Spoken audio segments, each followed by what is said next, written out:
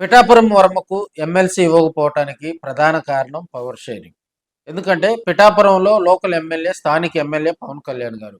ఆయన deputy CM హోదాలో కూడా బిజీగా రోజువారీ జీవితం గడిపేటువంటి వ్యక్తి.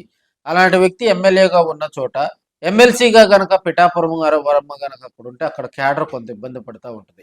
ఎమ్మెల్సీ నాగబాబు గారు కూడా పిఠాపురం వర్మకు ఎమ్మెల్సీ రాకపోవటానికి, అదేవిధంగా వర్మ విషయమై కొన్ని మీటింగుల్లో మాట్లాడటం కూడా వర్మ కొంత డేలా పడ్డట్టుగా కూడా తెలుస్తుంది.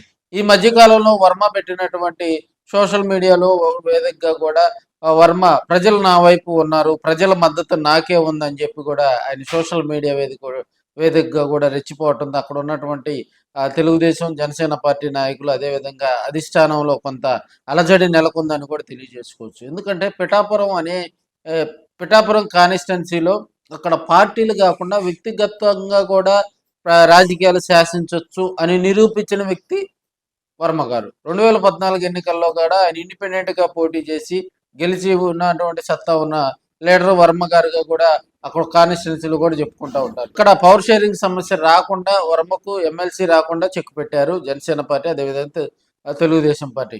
వర్మకు పదవి రాకపోవటానికి తెర వెనక జనసేన పార్టీ ప్లాన్ ఉందని కూడా వర్మ గ్రహించడం జరిగింది.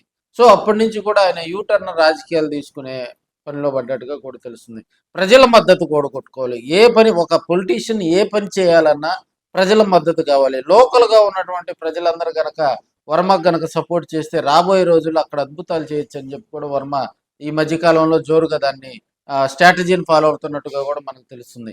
అదేవిధంగా పిఠాపురంలో వర్మకు అన్యాయం జరిగిందని చెప్పి అక్కడ ఉన్నటువంటి లోకల్గా ఆయనకు మద్దతు అయితే పెరుగుతూ ఉంది.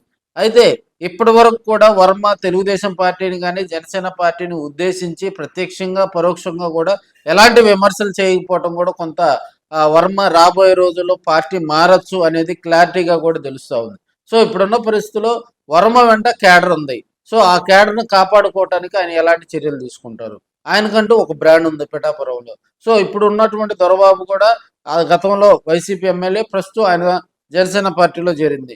మరి దొరబాబుకు పవన్ కళ్యాణ్ గారు ప్రయారిటీ ఇచ్చే క్రమంలో కూడా వర్మకు కొన్ని ఇబ్బందికర పరిస్థితులు రావచ్చు. సో ఈ చక్రబంధంలో ఉన్నటువంటి వర్మ మరి బయటకి రావటానికి ఎలాంటి ప్రయత్నాలు చేస్తాడు?